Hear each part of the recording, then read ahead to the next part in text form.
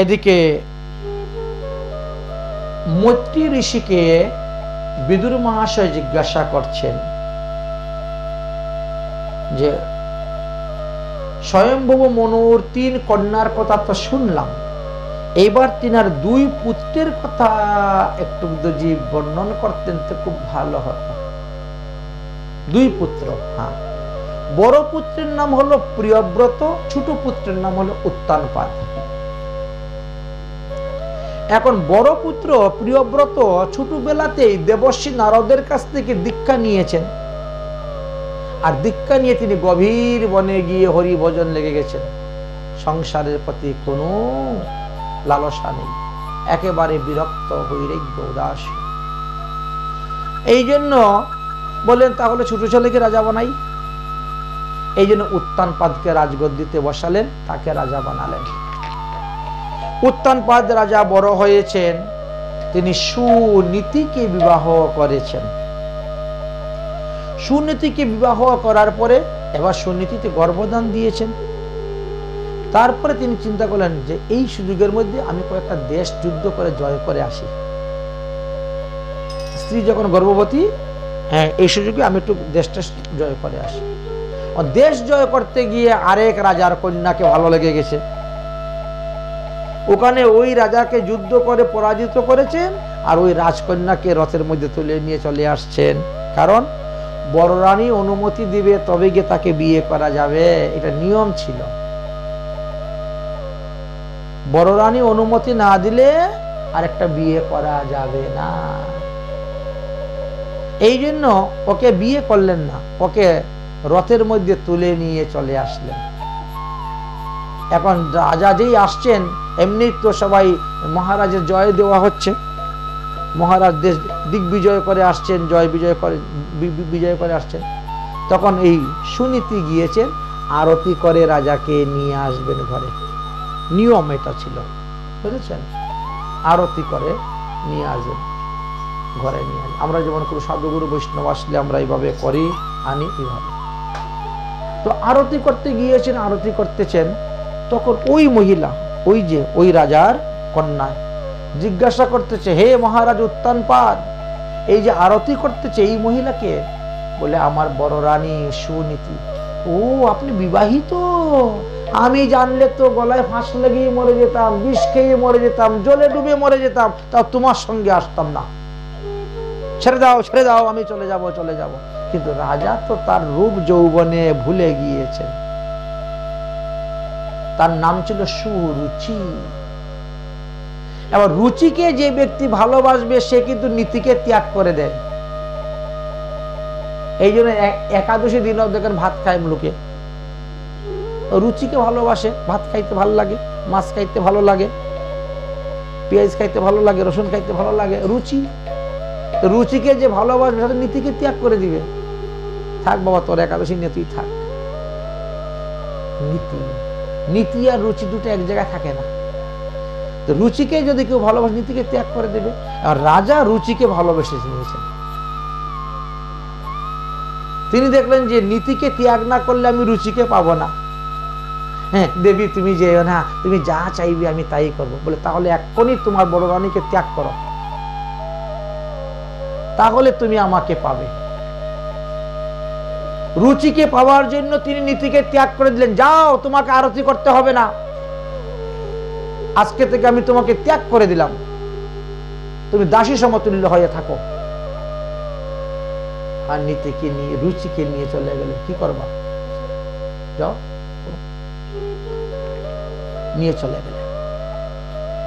রুচি চিন্তা করলো কি, নীতি তো দেখি গর্ভবতী, বেশি দিন আগের গর্ভ নয়, মনে হয় 15-20 দিন হবে বা 1 মাস হবে। 1 মাস আগে ও নিয়েছে, আমিও তাড়াতাড়ি গর্ভটা নিয়ে নিব, আর ওর আগে আমি সন্তান জন্ম দিব। ও 10 মাসে দিলে আমি 8 মাসে দিয়ে দিব সন্তান জন্ম। 8 মাসে তো সন্তান হয়, হ্যাঁ হয় না? হয়, 8 মাসে 9 মাসে হয়ে যায়। এখন তো ইচ্ছা, ডাক্তার বলে এখন না অমুক দিন এত তারিখে এতটার সময় হবে। দেখেছেন, ইনজেকশন একটা মেরে দিল, ওই ঠিক অমুক দিন অতটার সময় অত তারিখেই হবে। এমন ও যখন 10 মাসে দিবে, তো আমি 9 মাসে দিলে তো আমার ছেলেটা আগে হয়ে গেল। আর যে আগে হবে সেই তো রাজা হবে।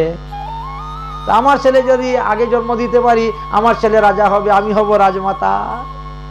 এই জন্য বড় চতুর সুরুচি গর্ভধান নিয়ে নিল আগেই। এখন 2 রানী গর্ভবতী। কিন্তু ভগবানের লীলা বুঝা বড় ভাগ, সেই সুনীতির ঘরে ছেলে আগে জন্ম নিয়ে নিল। আগের দিন সুনীতির ঘরে ছেলে জন্ম নিল, পরের দিন সুরুচির ছেলে আসলো। একদিনের পার্থক্য, তাও তো বড়। একদিনের হইল তো বড়, কিন্তু বড় হলে কি হলো?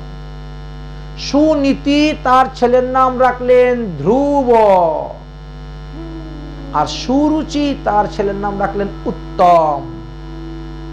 আমরা মনে করি উত্তমটা খুব ভালো না, কিন্তু উত্তমকে যদি ভাঙ্গেন তাহলে কি হয়?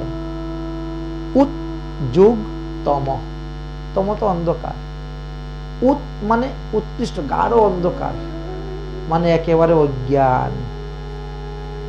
উত্তম শব্দকে ভাঙ্গা যদি অর্থ করেন তাহলে এর ভিতরে অজ্ঞানতায় ভর্তি, জ্ঞানের কোনো আলোই নাই। নাম রাখলো উত্তম। দুজনেই শশীকলা নিয়ে বড় হচ্ছেন। ধ্রুবের বয়স যখন 5 বছর, তখন সে তার বাবাকে দেখতে পেল। বাবার কোলে উঠার জন্য তখন লালসা, জিজ্ঞেস করছে আমার বাবাকে অমুক, কিন্তু যাবে যে ওখানে গিয়ে বাবাকে বাবা বলে তাকে কোলে উঠবে সেই সুযোগ নেই। সৎমা এমন ভাবে ব্যবস্থা করে রেখেছে, দাসীপুত্র দাসীপুত্রী, তেজ্যপুত্র তেজ্যপুত্রী। কিন্তু ধ্রুবের মনে তো আমিও তো বাবা উত্তানপাদ রাজার ছেলে। একদিন দেখছে উত্তানপাদ রাজা ওই সুরুচিকে আর উত্তমকে নিয়ে বনে বেড়াতে যাচ্ছেন, আর এমনি ধ্রুব দৌড়, বাবা বাবা বাবা বাবা করে দৌড়ে গিয়েছে বাবার কোলে ওঠার জন্য। সুরুচি বাধা দিয়ে, খবরদার, তুই তোর বাবার কোলে বসতে পারবি না। কেন? আমি কি বাবার ছেলে নয়? তুই বাবার ছেলে হলে কি হলো? তুই যে তেজ্যপুত্র, তোমার মাকে ত্যাগ করেছেন, তুমিও তো ত্যাগ। ওর মা ওই ওনার ঘরে তোমার জন্ম হয়েছে, তোমার মা তো ত্যাগ করে দিয়েছেন। অতএব তুমি কোনোদিনও রাজার কুলে বসতে পারবে না, কোনোদিনও রাজগদ্দিতে বসতে পারবে না। রাজার কুলে বসবে আমার ছেলে, রাজগদ্দিতে বসবে আমার ছেলে। এইবার শুরু করেছেন 5 বছরের ছেলে ধ্রুবকে কত কটু বাক্যে তিনি কথা বলছেন। শুনছে আর কাঁদছে, শুনছে আর কাঁদছে, কিন্তু রাজা কোনো প্রতিবাদ করলেন না। কাঁদতে কাঁদতে কাঁদতে কাঁদতে সে মায়ের কাছে গিয়ে উপস্থিত হয়ে গেছে। ও মা, আমার বিমাতা আমার এইভাবে গালি দিয়েছে, আমাকে কটুবাক্য বলেছে, অনেক মন্দ সন্দ বলেছে। সুনীতি বুঝাচ্ছেন, বাবারে সবই কর্মফল। হয়তো পূর্বজন্মে তুমি তোমার বিমাতাকে গালি দিয়েছিলে, পূর্বজন্মে তুমি তোমার বিমাতাকে গালি দিয়েছিলে, তাই আজ এই জন্মে সে এসে তোমারে গালি দিচ্ছে। তবে তোমার বিমাতা গালি দুক আর যাই দুক না কেন, একটা কথা কিন্তু সত্যি বলেছে, বুঝছেন? বিমাতা কি বলছিল? তুমি যদি রাজার কুলে বসতে চাও, রাজগদ্দিতে বসতে চাও, তাহলে বনে গিয়ে হরিভজন করো। হরিভজন করে এই দেহকে বিনাশ করে আমার উদরে এসে জন্মগ্রহণ করো, তাহলে তুমি রাজা হতে পারবে, রাজগদ্দিতে বসতে পারবে। এই একটা কথা কিন্তু বড় মূল্যবান কথা বলেছে তোমার বিমাতা। যতই গালি দেখ না কেন, এটা কিন্তু ধ্রুব সত্য কথা বলছে।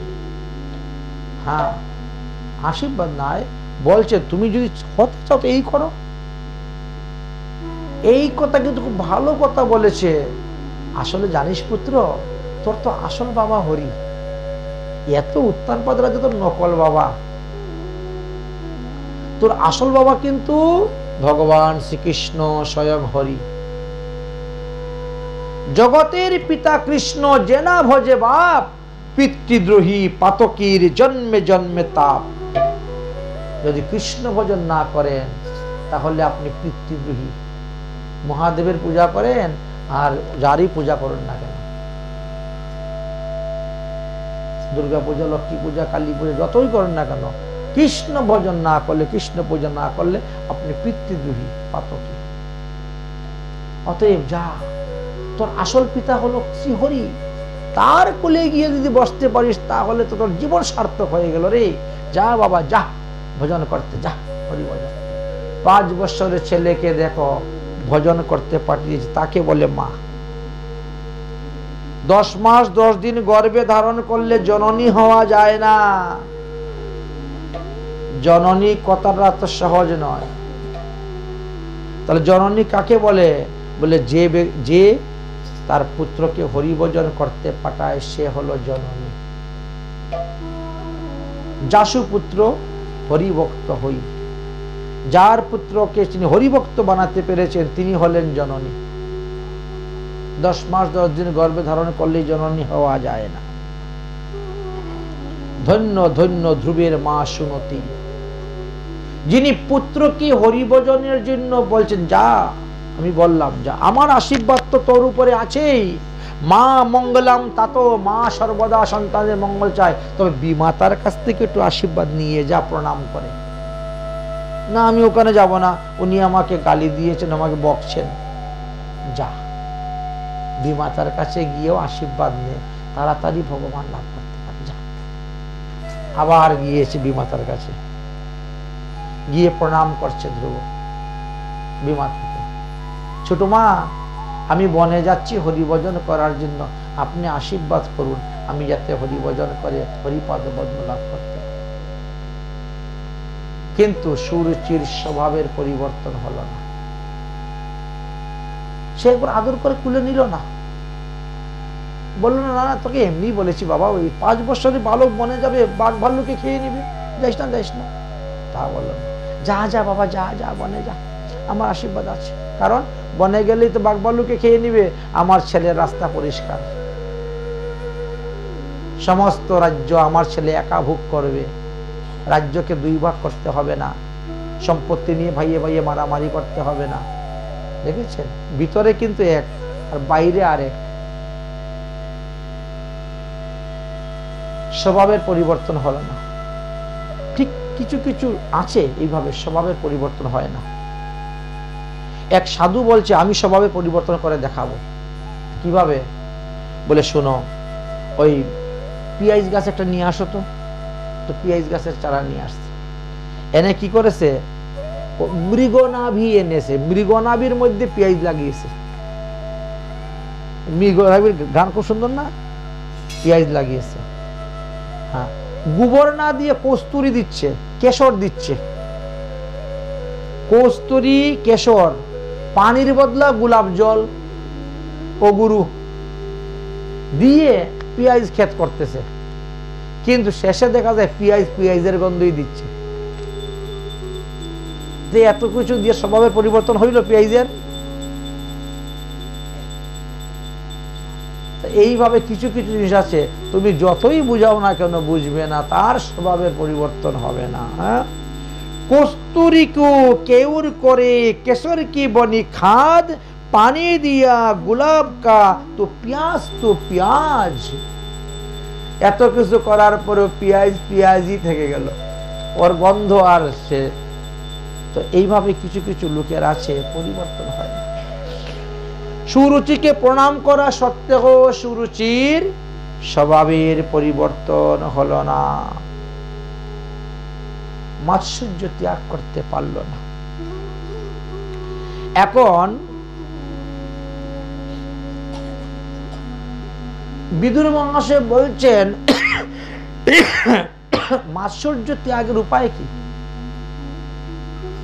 মাৎসর্য ত্যাগের উপায় আছে, তোমার থেকে বয়স্ক যারা তাদেরকে তুমি প্রণাম করো, দণ্ডবত করো।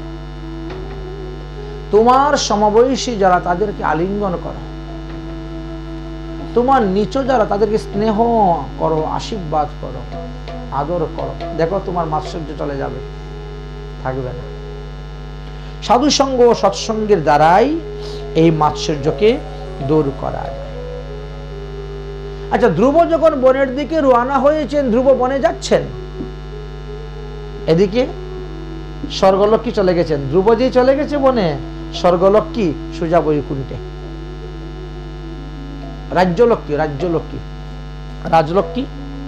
রাজলক্ষ্মী চলে গেছেন বৈকুণ্ঠে। প্রভু, আমার ছেলে বনে চলে যাচ্ছে, আমার ছেলে বনে চলে যাচ্ছে, তাকে একটু রক্ষা। তখন নারায়ণ দেবর্ষি নারদকে বললেন, নারদ মুনি, যাও তুমি। ধ্রুব যাচ্ছে আমার ভজন করার জন্য, কিন্তু তার এখনো দীক্ষা হয় নাই।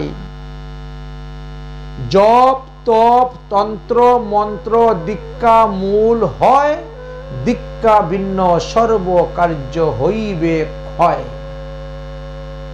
অতএব যাও, তুমি গিয়ে তাকে দীক্ষা প্রদান করে আসো। দেবর্ষি নারদ সাধুরূপ ধারণ করে রওনা হয়েছেন বনের মধ্যে দিয়ে, নারায়ণ নারায়ণ গুণগান করতে করতে। আর ধ্রুব যাচ্ছেন বনে। আর দুজনের মধ্যে দেখা। দেবর্ষি নারদ, এই বালক, এই তুমি বনের দিকে কোথায় যাচ্ছ? গভীর জঙ্গলে? কে তুমি? কি তোমার নাম? কার পুত্র? নারদ মুনি আগেই বললেন। ধ্রুব তখন পরিচয় দিলেন, আমি উত্তানপাদ রাজার ছেলে, আমার মার নাম সুনীতি, আমার নাম ধ্রুব, আমার বিমাতার বাক্যবাণে আমি জর্জরিত, আমি ক্ষত্রিয়ের ছেলে, ক্ষত্রিয় রক্ত আমার গায়ে। আমার বিমাতা আমার এরম বলছে, আমিও হরিভজন করে দেখাইব, আমি হরিভজন করতে যাচ্ছি। আমার মা বলছে হরি আমার আসল পিতা, আমি হরির কুলে বসতে যাব। বেশ ভালোভাবে শুনুন। ওরে বালক, মুনি ঋষিগণ হাজার হাজার বছর সাধন ভজন করে, তারা ভগবানকে পায় না। আর তুমি 5 বছরের বালক যাচ্ছ হরিভজন করতে? এত সোজা নাকি হরিভজন করা? বাড়ি ফিরে যাও, এখন তোমার হরিভজনের সময় নেই। 5 বছর বয়স, এখন তোমার খেলাধুলার বয়স, সময় না। আমি বাড়ি যাব না, আমার বিমাতা আমাকে এইরকম এইভাবে বলছে, আমি যাব না। আর যাবে না তো কি করবে তুমি জানো? এই তুমি ক্ষুধা লাগলে খাবে কোথায়? নিদ্রা আসলে ঘুমাবে কোথায়? রাজার ছেলে বলছে, গাছে কি ফল দেয় না? গাছে কি ফল নাই? গাছের ফল খাবো, খেয়ে থাকবো। নিদ্রা আসলে ঘুমাবে কোথায়? পর্বতের কি গুফা নাই? পর্বতের গুফায় ঘুমাবো আর গাছের ফল খাবো, হরিভজন করবো। যে বাবা হরিভজন করবে, বাঘ ভাল্লুকে খেয়ে নিবে এই গভীর জঙ্গলের মধ্যে। হরিভজন তো ঘরে থেকে হয়, ঘরের থেকে হরিভজন করো, তো বনে আসার কি দরকার? বাঘ ভাল্লুকে খেয়ে নিবে। না না, আমার মা বলছেন হরি আমার পিতা, হরি আমাকে রক্ষা করবেন, হরি যাকে রক্ষা করে তারে মারতে কে পারে? দেখলেন বাবা, ছেলের তো দেখি খুব জিদ। এইরকম জিদ যার আছে সেই হরিভজন করতে পারে। তো নারদ মুনি কেন বাজাইলেন? একটু দেখে নিলেন। আমরা তো দেখি না বলেই তো মরি, বুঝেছেন? আমাদের আক্কল কম, তো আমার আক্কল সব থেকে কম।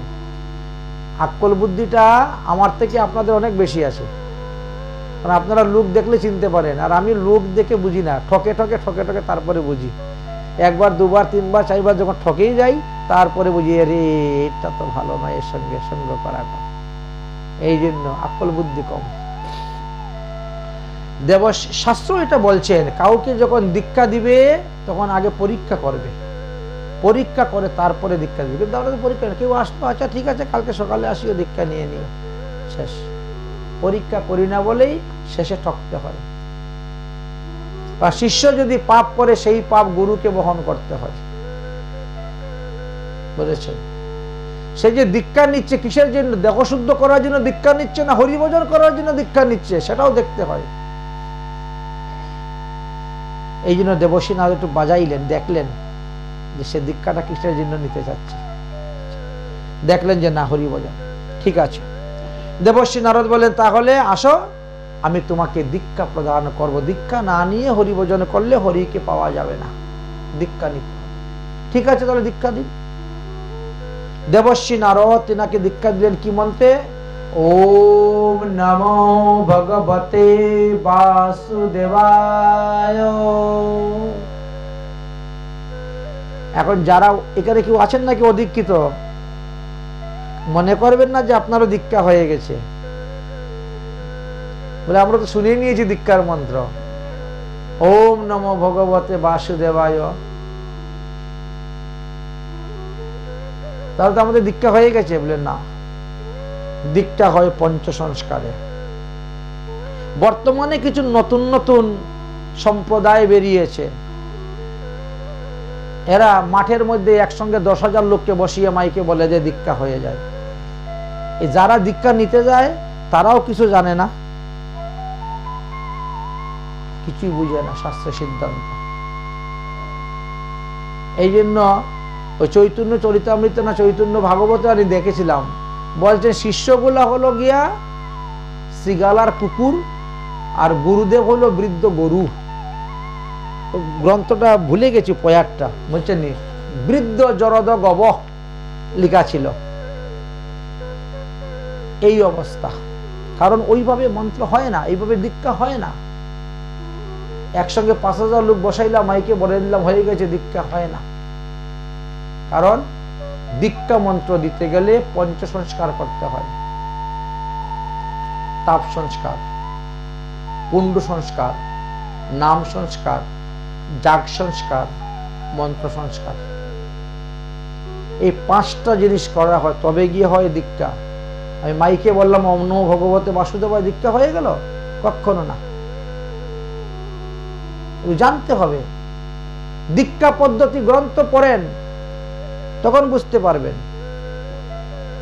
যে মন্ত্রের আগে ক্লিং নাই, যে মন্ত্রের আগে ওম নাই, যে মন্ত্রের মধ্যে চতুর্থান্ত পদ নাই, যে মন্ত্রের মধ্যে ষড়ঋষ্য নাই, সেই মন্ত্র কখনো দীক্ষা মন্ত্র বলে গ্রহণ হয় না।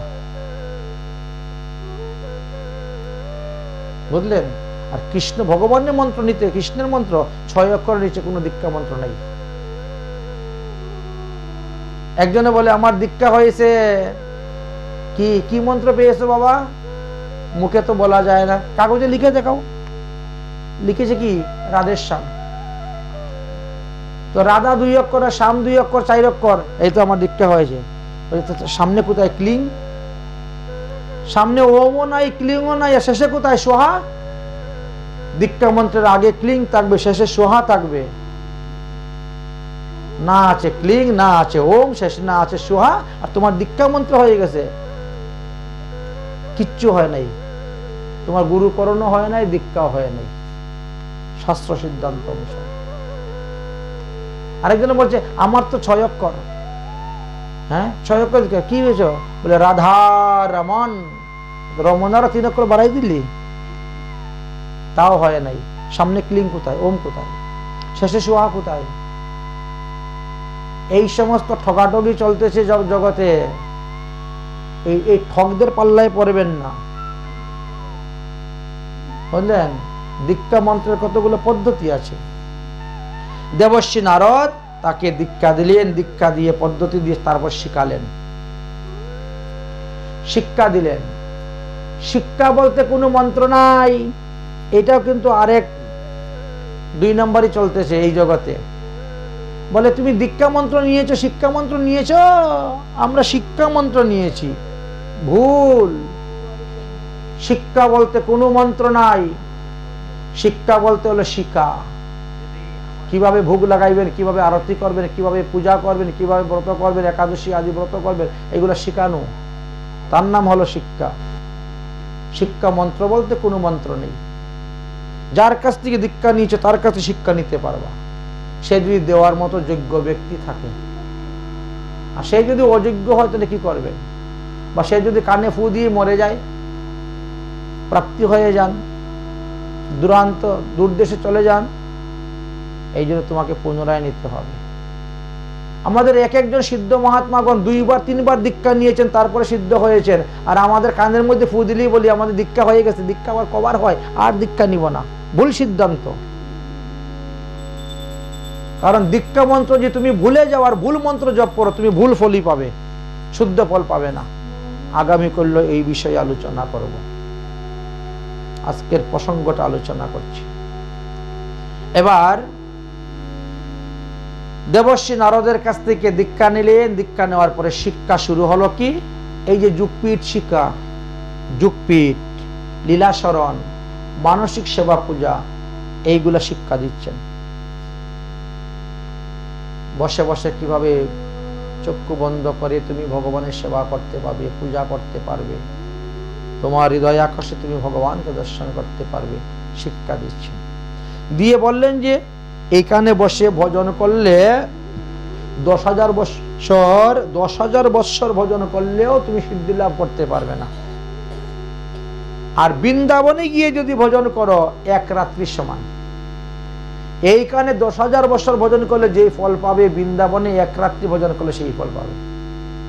অতএব চলে যাও তুমি শ্রীধাম বৃন্দাবনে। দেবর্ষী নারদ সমস্ত কিছু শিখিয়ে দিয়ে এবার বললেন তাহলে তুমি চলে যাও শ্রীধাম বৃন্দাবনে। যাও।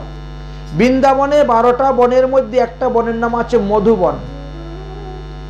রম্যং মধুবনো নামং বিষ্ণু স্থানম উত্তমম যদৃশ্যা মনোজং দেবীং সর্বং কামানবাপ্নতি। মধুবনে যে যাহা কামনা করবে তা পূর্ণ হয়। তুমি তো কৃষ্ণের কুলে বসবে, হরির কুলে বসবে, এটাই তো তোমার ইচ্ছা। বাবার কুলে বসবে, রাজগদ্দিতে বসবে, তাহলে মধুবনে গিয়ে তপস্যা করো। যাও, বৃন্দাবন চলে যাও। চলুন তাহলে ধ্রুব যখন বৃন্দাবনে যাচ্ছে আমরা একটু যাই। কৃপা করেঙ্গে রাধা রানী শ্রী বৃন্দাবন যাও। কৃপা করেঙ্গে রাধা রানী শ্রী বৃন্দাবন যাও। রাধে রাধে রাধে রাধে রাধে রাধে গাও।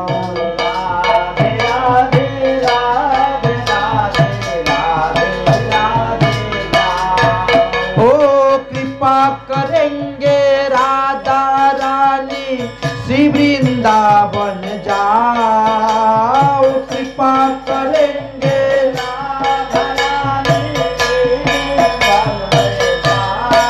आय राधे राधे राधे राधे राधे राधे गाओ।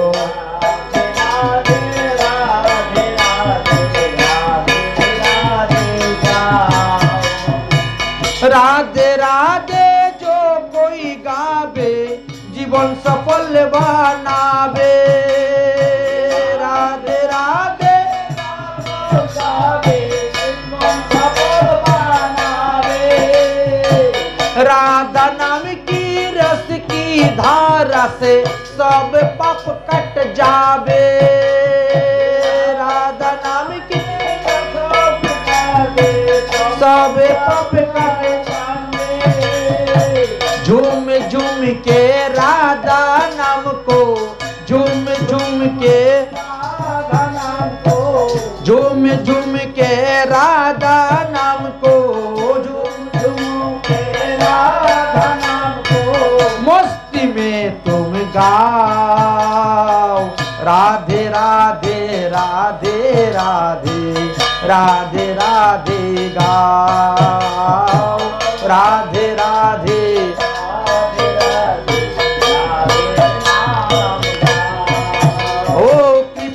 करेंगे राधा रानी श्री वृंदावन जाओ।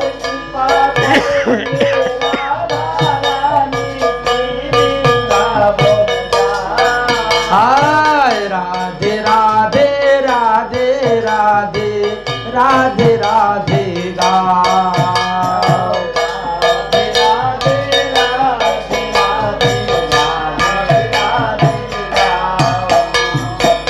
राधे नाम की राधे राधे जो कोई गावे जीवन सफल बनावे। राधे जो कोई गावे जीवन सफल बनावे। राधा नाम की रस की धारा से सब पाप कट जावे।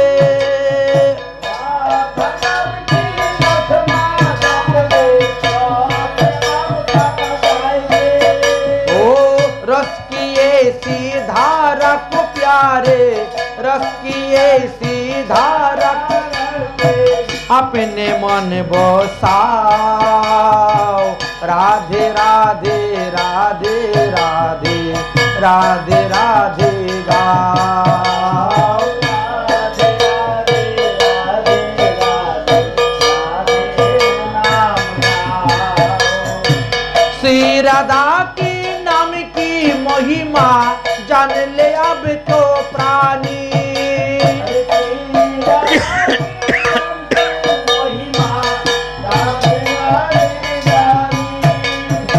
राधा नाम से पार उतार गया पापी और ज्ञानी। पार उतार गयो पापी और, इसलिए झूम झूम के राधा नाम को, झूम झूम के मस्ती में तुम गाओ। राधे राधे राधे राधे राधे राधे गाओ। राधे राधे राधे राधे राधे राम गाओ। और राधे राधे राधे राधे राधे राधे गाओ।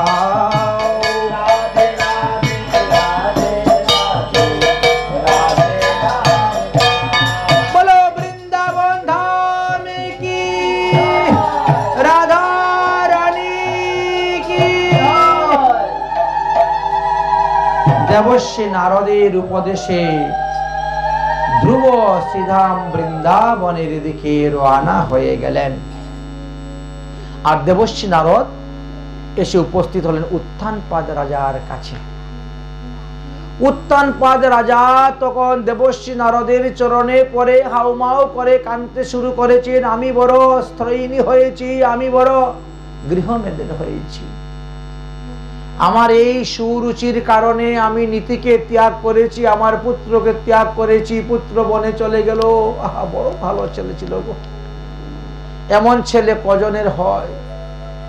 রাজন, তোমার পুত্রকে যদি তুমি ফিরে পেতে চাও, তোমার পুত্র যদি তাড়াতাড়ি হরিভক্তন সিদ্ধি লাভ করে আসতে চায়, তাহলে তোমাকে একটা কাজ করতে হবে।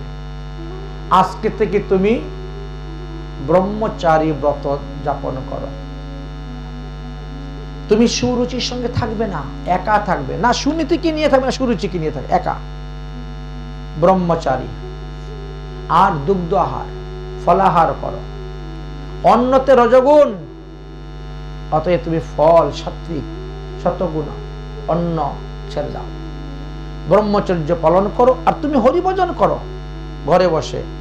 দেখবে তোমার পুত্রের মঙ্গল হবে। তোমার পুত্র অল্প দিনের মধ্যেই হরিভক্তি হরিভজন করে লাভ করে আসবে। এদিকে তো ধ্রুব গিয়ে উপস্থিত হয়ে গেছিলেন শ্রীধাম বৃন্দাবনে। যমুনায় গিয়ে স্নান করলেন, আর স্নান করেই ধ্রুব বসে গেলেন তপস্যা করতে। 3 দিন পরে আসন থেকে উঠলেন। উঠে একটু যমুনার জল, একটু ফল মূল খেলেন, খেয়ে আবার ভজনে বসলেন। আবার 3 দিন পরে উঠলেন। এইভাবে প্রথম মাস ভজন করলেন, ভগবান তো পাওয়া গেল না। তাহলে ভজনের মাত্রা আরো বাড়াতে হবে। এবার 6 দিন পর পর আমি আসন থেকে উঠব। 6 দিন পর পর আসন থেকে উঠলেন, একটু কদবেল ফলমূল খেয়ে ভজনে বসে গেলেন। হচ্ছে না, ও হবে না, ভজন আরো বাড়াতে হবে। 9 দিন পর পর ভজন থেকে উঠবো। এবার গাছ থেকে পেরে আর কোনো ফল টল খাবো না, গাছের নিচে যা পড়ে আছে তাই খাবো। তাতেও ভগবান পাওয়া গেল না। 3 মাস চলে গেছে। এবার বলে 12 দিন পর পর ভজন থেকে একদিন উঠবো। এক নাগারে 12 দিন 12 রাত ভজন করব। চিন্তা করছি কি পরিমাণে তপস্যা তিতিক্ষা। এবার জলও খাবো না, ফলও খাবো না, বাতাস বায়ু আহার করব। 4 মাস চলে গেল। এবার 15 দিন পর একবার, তাতেও ভজন হলো না। 5 মাস চলে গেল। ও বসে বসে ভজন করলে হবে না, উঠে দাঁড়াতে হবে। দাঁড়িয়ে গেলেন, শুধু খালি পায়ের বৃদ্ধাঙ্গুল 2টা মাটির মধ্যে, আর সমস্ত শরীর উপরে ঊর্ধ্বে হয়ে তিনি ভজন শুরু করেছেন। বায়ু সেবন, এক টান দিলেন, এটাকে আস্তে আস্তে আস্তে আস্তে কুম্ভ করছেন, ছাড়ছেন, ছাড়তে ছাড়তে ছাড়তে ছাড়তে 1 মাস এইভাবে সিদ্ধান্ত নিয়েছেন। এমন জোরে টান দিয়েছেন, শ্বাস একবারে সারা পৃথিবীর যত প্রাণী আছে সবার শ্বাস বন্ধ হয়ে গিয়েছে। গাছের ফুলগুলা ঝরে পড়ে যাচ্ছে, পাতাগুলা ঝরে পড়ে যাচ্ছে, পশু পাখিরা সব মাটিতে পড়ে লেপটট খাচ্ছে, মরে যাচ্ছে, সৃষ্টি বিনাশ হয়ে যাচ্ছে। সব দেবগণ গিয়ে উপস্থিত হয়েছেন। হে প্রভু, হে প্রভু, আপনি তাড়াতাড়ি বিমান পাঠান, তাড়াতাড়ি বিমান পাঠান, লোক পাঠান, লোক পাঠিয়ে ধ্রুবকে নিয়ে আসুন, না হলে সমস্ত প্রাণীকুল বিনাশ হয়ে যাবে। ধ্রুব এমন ভাবে শ্বাস টান দিয়েছে, এই পৃথিবীর সমস্ত বায়ু টেনে নিয়ে নিচ্ছে একবারে। আমরা তো বায়ুর উপরই বেঁচে আছি না, অক্সিজেন। যেখানে অক্সিজেন কম, মানুষের কত কষ্ট হয় দেখেছো? তো ধ্রুব একাই সারা ব্রহ্মাণ্ডের বায়ু টান দিয়ে নিয়ে নিয়েছে ভিতরে। এখন কি হবে? সবার এরকম প্রাণে মরতে হচ্ছে। ভগবান বলছেন, আমার ভক্তকে আনতে আমি চাকর বাকর পাঠাইবো? তোদের মাথা খারাপ হয়েছে নাকি? হ্যাঁ, অরে দেবগণ, আমার ভক্তকে আনতে আমি চাকর বাকর পাঠাই না, আমি নিজেই যাচ্ছি। মধুবনং বৃত্তং দিদিক্ষয়া গতঃ। ধ্রুবকে দেখার জন্য ভগবান নিজে গরুর পৃষ্ঠে চলে আসলেন মধুবনে। ধ্রুব, আমি এসে গেছি, শ্বাস ছাড়ো, শ্বাস ছাড়ো, বায়ু ছাড়ো। বায়ু ছাড়লেন। বলো তুমি কি চাও? আমি তোমার কুলে বসতে চাই। আসো আসো আসো কুলে। কারণ আমার মা যে বলছেন তুমি আমার আসল পিতা, তোমার কুলে বসতে পারলে আর কিছু লাগে না। আমার নকল পিতার কুলে বসতে গিয়ে গালি খাবো কেন?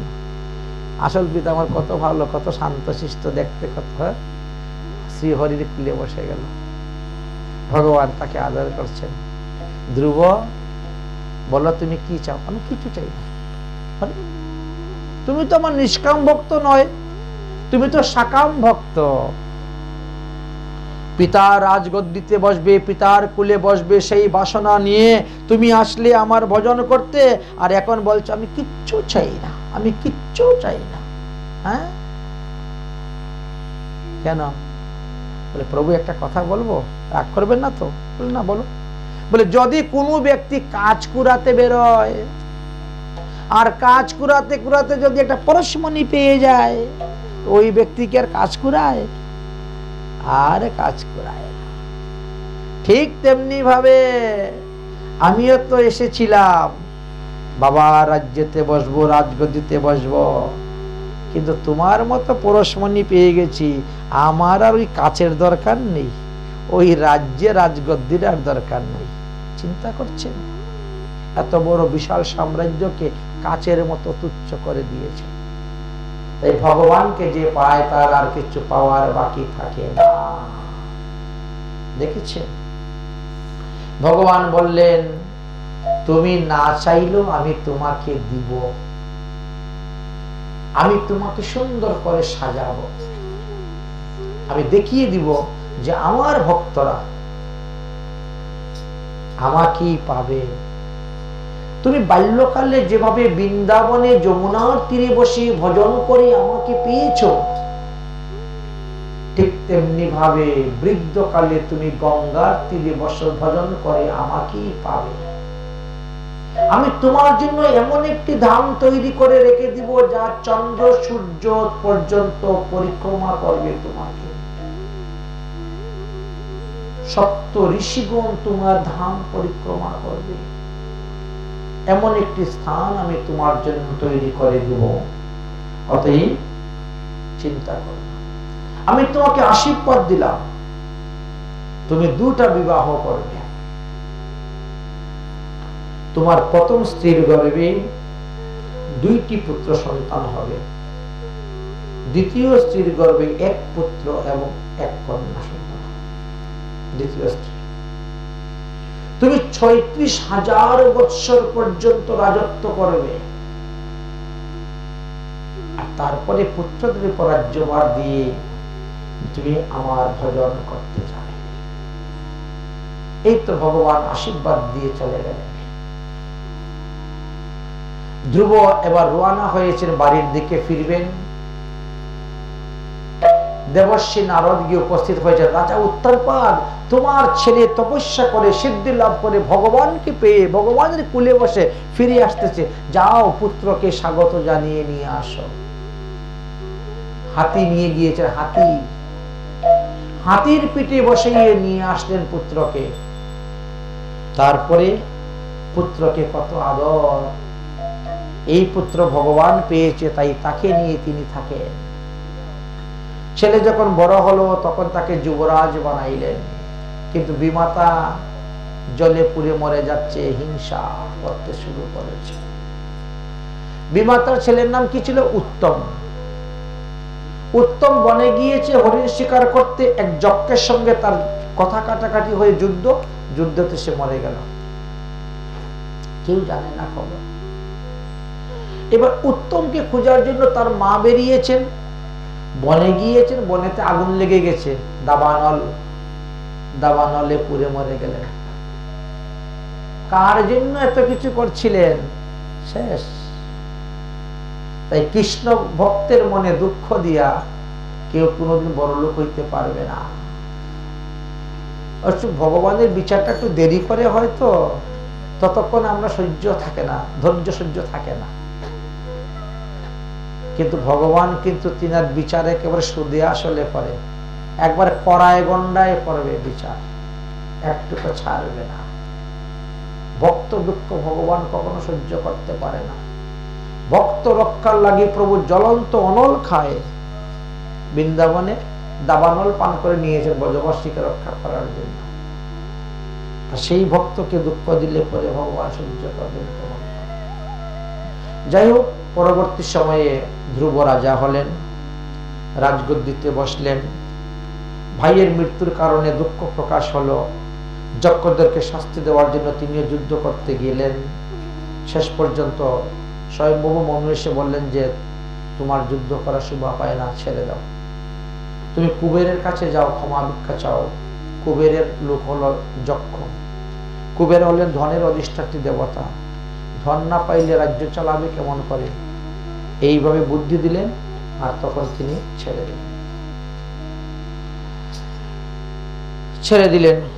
দিয়ে তিনি আসলেন।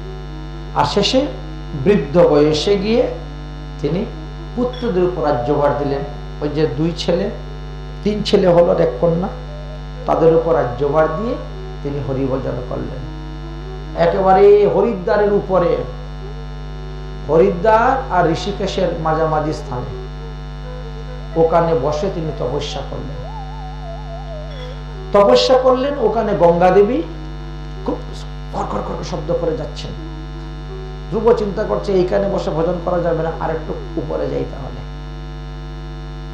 ধ্রুব যখন চলে যাচ্ছেন তখন মা গঙ্গা প্রকট হয়ে গেছেন। বাবা ধ্রুব, তুমি আমার তরফ ছেড়ে চলে যাচ্ছ কেন?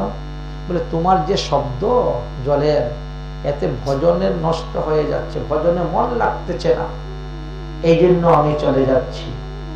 ও আচ্ছা, তা আমি কথা দিলাম আজকে থেকে তুমি যেখানে বসে ভজন করবে তার 1 কিলোমিটার আগের থেকে আমি শব্দ বন্ধ করে দিব, আর তোমার ভজন স্থানের 1 কিলোমিটার পরে গিয়ে শব্দ করবো। মানে এই 2 কিলোমিটারের মধ্যে গঙ্গা যাচ্ছে কিনা কোনো সংবাদ খবর পাবেন, একদম নিস্তেজ, এক জল ঢেপ লেগে আছে, বাকি আগেও পিছেও শব্দ এখন পর্যন্ত আছে। যদি কেউ যায় এখন পর্যন্ত দেখবে ওইভাবেই গঙ্গা অবস্থান করতেছে। যাই হোক, ধ্রুবের যখন যাওয়ার সময় এসে গেল, যম মহারাজ পাঠাইলেন মৃত্যুদেবকে, যাও মৃত্যুদেব, তুমি গিয়ে স্পর্শ করো, ধ্রুবের শরীরটা এখানে থেকে যাবে। আর ধ্রুব সাধনে যে সিদ্ধি লাভ করেছে, সিদ্ধ দেহ নিয়ে বিমানে বসে সে নিত্যধামে যাবে, কিন্তু পারলেন না রাখতে। ধ্রুব মৃত্যুর মাথার মধ্যে পা দিয়ে বিমানে উঠেছেন, আর যমের মাথার মধ্যে পা দিয়ে বিমান থেকে নেমে ধ্রুবলোকে চলে গেলেন। ভজন করতে করতে পঞ্চবর্তী দেহটা অপ্রাকৃত চিন্ময় দেহ হয়ে গিয়েছিল। ভগবানের প্রসাদ, ভগবানের ভজনের এমনই গুণ বর্ণন করলেন। এতক্ষণ যে আমরা ধ্রুব চরিত্র কথা বললাম, এই ধ্রুব চরিত্র কথা যিনি শ্রবণ করবেন তিনি কৃষ্ণ ভক্তি লাভ করতে পারবেন। কৃষাবীর পুত্র মৈত্রেয়ী ঋষি এইভাবে ধ্রুব চরিত্রের কথা বর্ণন করলেন। অতঃপর আসলো ধ্রুবের বংশ। ধ্রুবের বংশতে অনেক রাজগণ জন্মগ্রহণ করেছিলেন, তার মধ্যে অঙ্গরাজের কথা আলোচনা করা হয়েছে। রাজা অঙ্গ। আচ্ছা, ধ্রুবকে যে ভজন পদ্ধতি দেবর্ষী নারদ দিয়েছিলেন, এই ভজন পদ্ধতিটা কিন্তু আপনারা নারদ পঞ্চরাত্র গ্রন্থেতে পেয়ে যাবেন। ওর মধ্যে শ্রী হরির পূজা পদ্ধতি আলোচনা করা আছে। ধ্রুবকে যে শিক্ষা দিয়েছিলেন সেটাই। সেই অঙ্গরাজ্যের থেকে যে রাজা আসছিলেন তার নাম ছিল বেন। বেন রাজা প্রথম জীবনে সাধু ছিলেন, কিন্তু সঙ্গ দোষে তিনি অসাধু হয়ে যান। সঙ্গটা এমনই খারাপ, এই জন্য বলে সঙ্গ গুণে লোহা জলে বাসে। এই জন্য সাবধান করে দিয়েছেন, সঙ্গ করতে যেখানে তেখানে যাত্রার সঙ্গ করতে যাবেন না। বেন রাজা যখন এইভাবে সঙ্গ করতে করতে তিনি খারাপ হয়ে গেলেন, তখন মুনি ঋষিরা আসলে তাকে বুঝাইতে, দেখো তুমি ধ্রুবের বংশে জন্মগ্রহণ করেছ, আর তুমি এইভাবে অসৎ পথে চলছ, অন্যায়ভাবে পয়সা রোজগার করতেছ, এইগুলা উচিত নয়। তুমি সৎভাবে চলো, হরিভজন করো। কিন্তু বেন নিজেকে ঈশ্বর মনে করত। নরানাঞ্চ নরাধিপম, যেহেতু আমি রাজা অতএব আমি হলাম ভগবান, তোমরা আমার পূজা করো, এইভাবে। তখন মুনি ঋষিরা বুঝাইতেন, না না না, তুমি ভুল পথে যাচ্ছ, তুমি জীব, তুমি কখনো প্রভু হইতে পারবে না, অতএব তুমি হরি ভজন করো। ভজ হরে মন শ্রীনন্দের নন্দন, অভয় চরণার বিন্দরে। ভজ হরে মন শ্রীনন্দের নন্দন, অভয় চরণার বিন্দরে।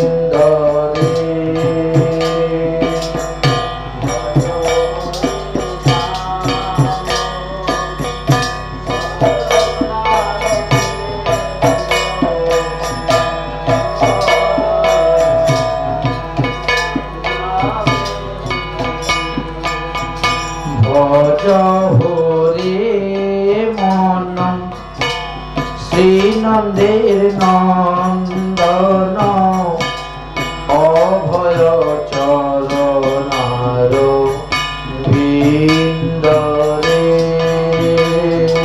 ভজ হরে মন শ্রীনন্দের নন্দন, অভয় চরণার বিন্দরে। দুর্লভ মানব জনম সৎ সঙ্গে, তর হয়ে ভব সিন্ধুরে। দুর্লভ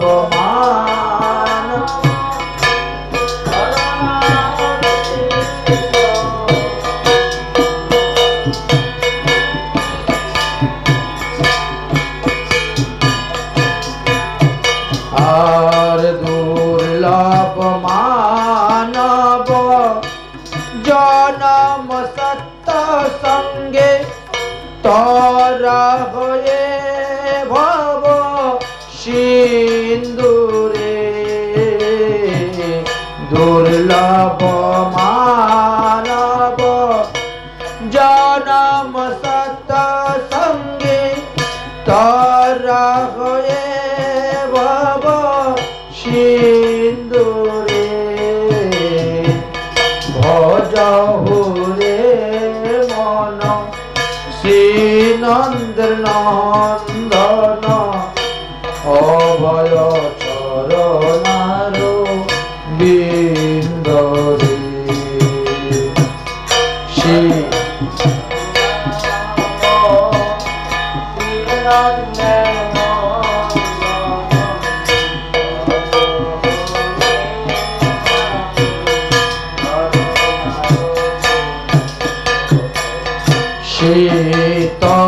শীতলাতপ বাতাবরীশন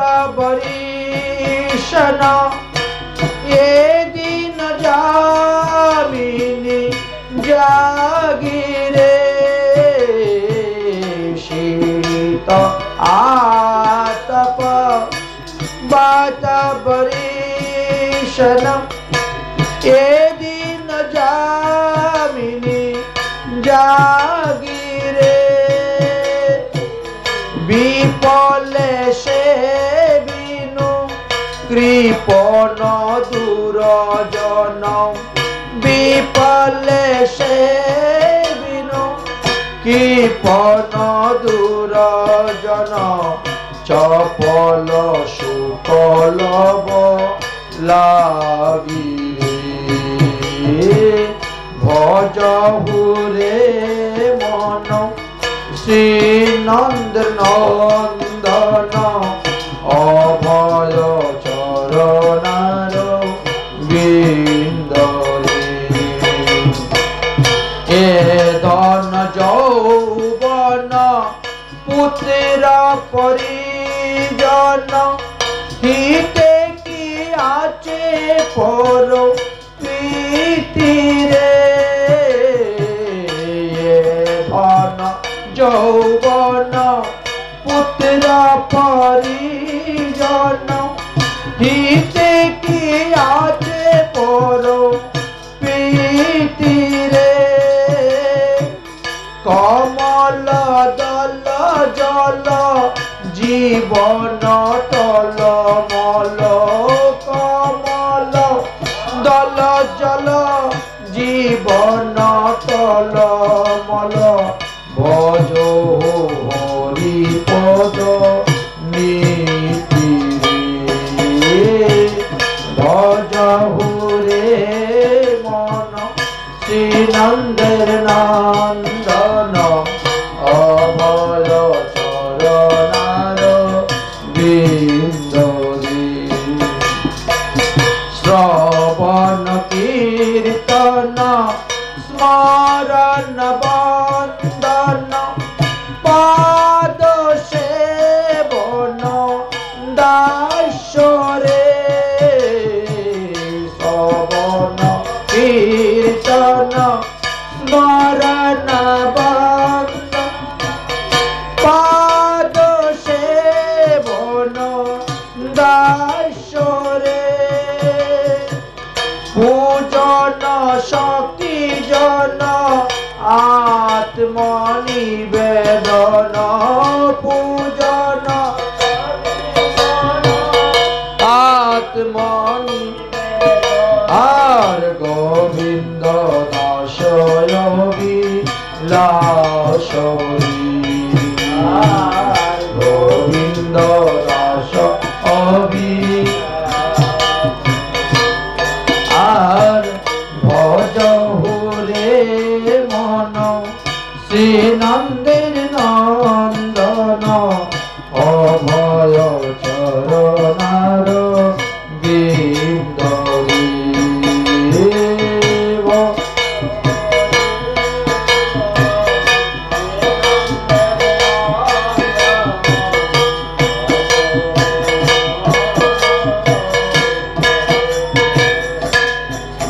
এত সুন্দর উপদেশ দিয়ে গেলেন কিন্তু সে শুনল না। সে বলছে আমি হলাম ভগবান, ভগবান আবার ভগবানের ভজন করে নাকি? তোমরা আমাকে উপদেশ দিতে এসেছো? দেহে ভবতি নৈপত্যে সর্বদেব ময়ো নৈপ্য। রাজার শরীরে সমস্ত দেবতারা থাকেন, তোমরা আমার ভজন করবে বলে মুনি ঋষিদেরকে বলতে শুরু করেছে। মুনি ঋষিরা দেখলো যে এত বড় উৎপেটক এত সুন্দর উপদেশ দিয়ে শুনছে না, এরকম দুষ্ট রাজার থাকার থেকে শূন্য দেশ ভালো, রাজ শূন্য। এই জন্য কি হলো, তখন তারা ক্রোধ করে অভিসম্পাদ দিলেন, হুঙ্কার দিয়ে উঠলেন। বেন রাজা মারা গেল। বেন রাজা মারা যাওয়ার পরে ও রাজ্যের কথা সুযোগ পেয়ে চুপ ডাকাতি শুরু হয়ে গেল। ঋষিরা তখন বেনের শরীরকে মন্থন করতে শুরু করলেন। প্রথমে তার শরীর থেকে পাপ উঠলো। খর্বাকৃতির লোক দেওয়া, যাও, একে ভিল জাতি বলা হয়,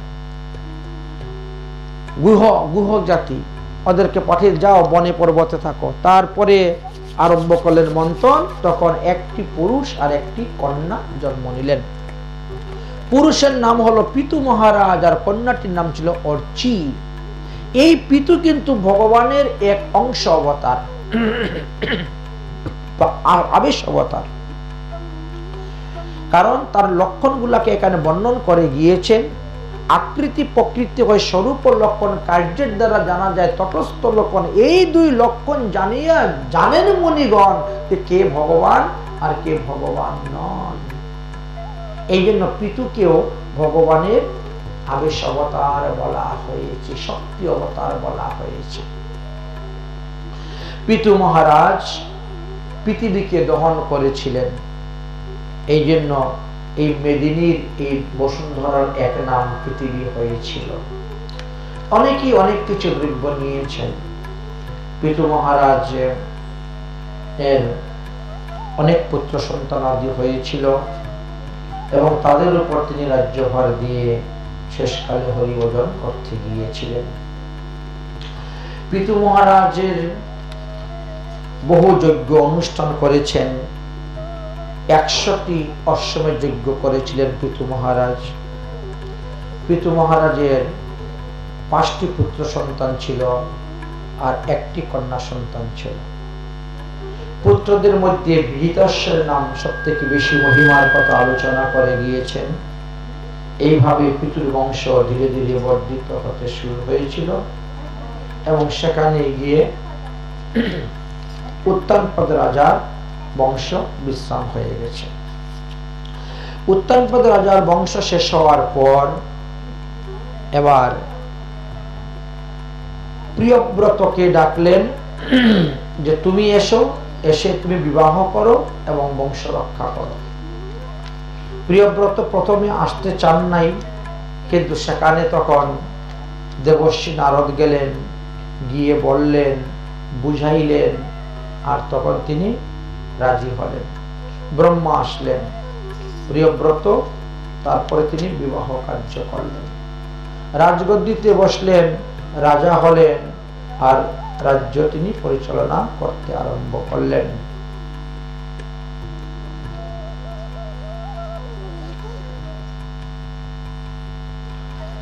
রাজগদ্দিতে বসে রাজা হয়ে রাজকার্য পরিচালনা করতে শুরু করলেন। দাম্পত্য জীবনে এইভাবে বৃদ্ধি পেতে শুরু হলো।